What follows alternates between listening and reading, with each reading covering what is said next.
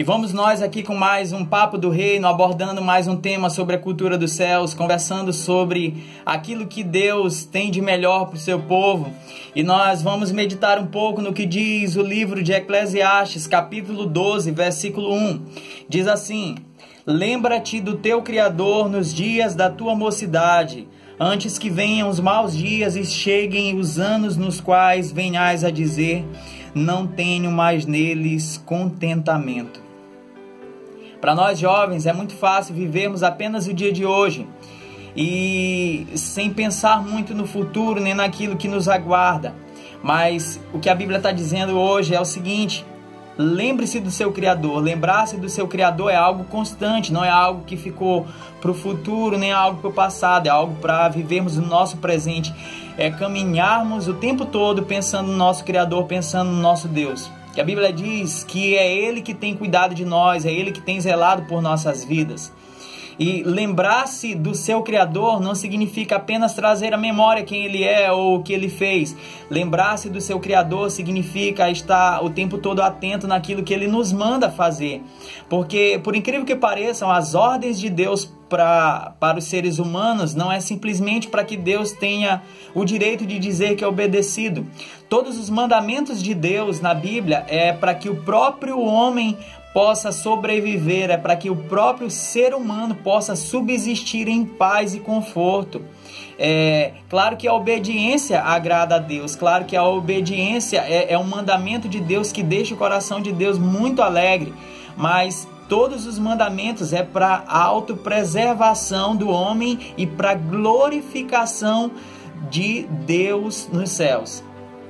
E além do nosso testemunho para aqueles que não conhecem a Deus.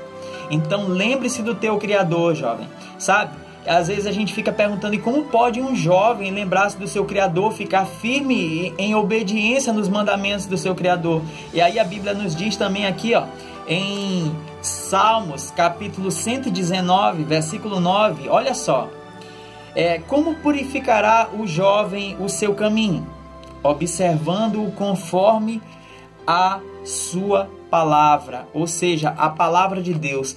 A única forma do homem viver nesse mundo, do jovem viver nesse mundo de uma maneira pura, de uma maneira santa, separada, que agrade de fato ao seu Criador, é observando o caminho onde ele anda, observando os seus passos segundo a palavra de Deus.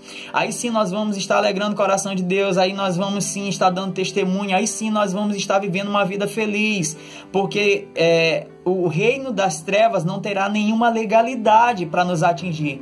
Porque se você não sabe, o reino das trevas, o reino de Satanás, ele trabalha com legalidades que muitas vezes nós damos. Sabe aquela perguntinha: Deus, por que isso tem acontecido? Por que isso tem acontecido conosco? Satanás, ele sabe que ele pode ter liberdade para agir em certas áreas de nossa vida somente porque nós damos essa brecha para ele.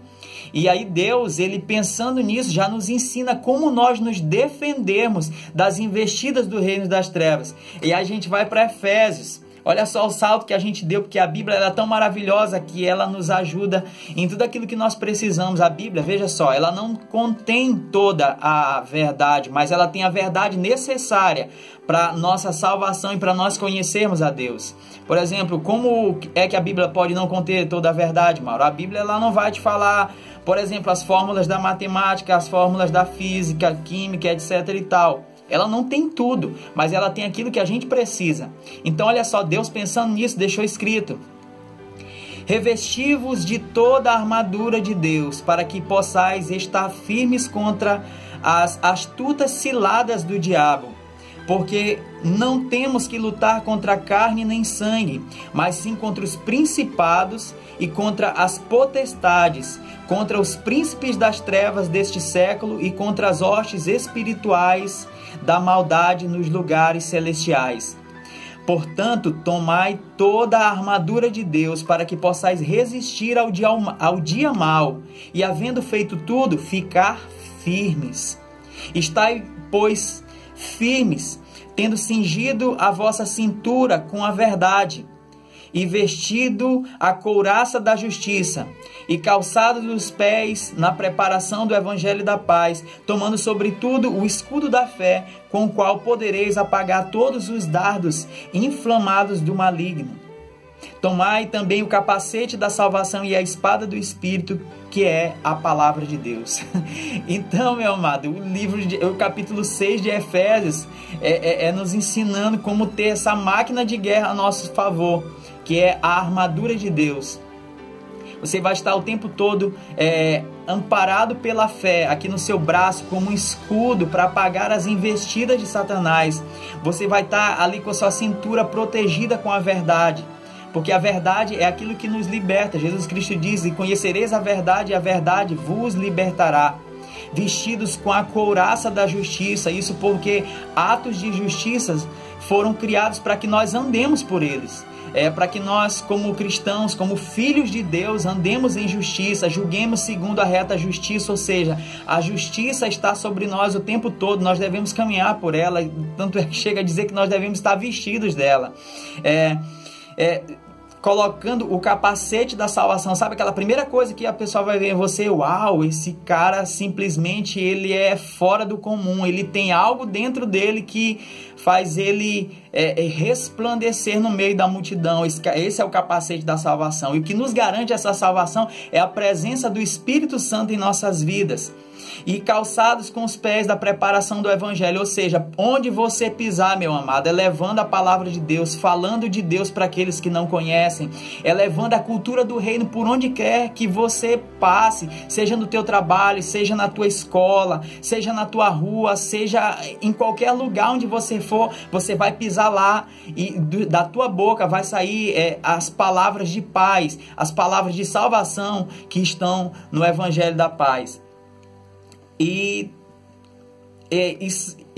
tomando a espada do Espírito, empunhando a espada do Espírito, que é a palavra de Deus.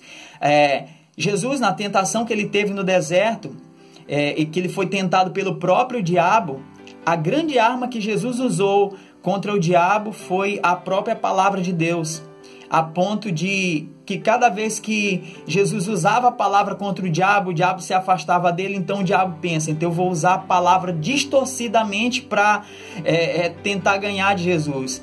E ele usa a palavra de Deus, ele cita o Salmo 91 e ele diz assim: olha, lança-te aí de cima, porque está escrito na tua palavra que aos teus anjos dará ordem ao teu respeito para te livrarem, para te sustentarem. E Jesus responde mais uma vez usando da maneira correta a palavra, dizendo: mas a Bíblia também diz: não tentarás o Senhor teu Deus. Ou seja, quer indo para frente ou para trás, para a esquerda ou para a direita, a gente tem que estar sempre usando a palavra de Deus, meditando na palavra de Deus. E aí é isso que como a gente falou lá no começo, lembrar-se do nosso Criador nos dias da mocidade, antes que venham os dias maus. Porque os dias maus, meu amado, vai chegar para todo mundo por uma questão de humanidade, pelo fato de sermos humanos. Esse dia mau vai chegar.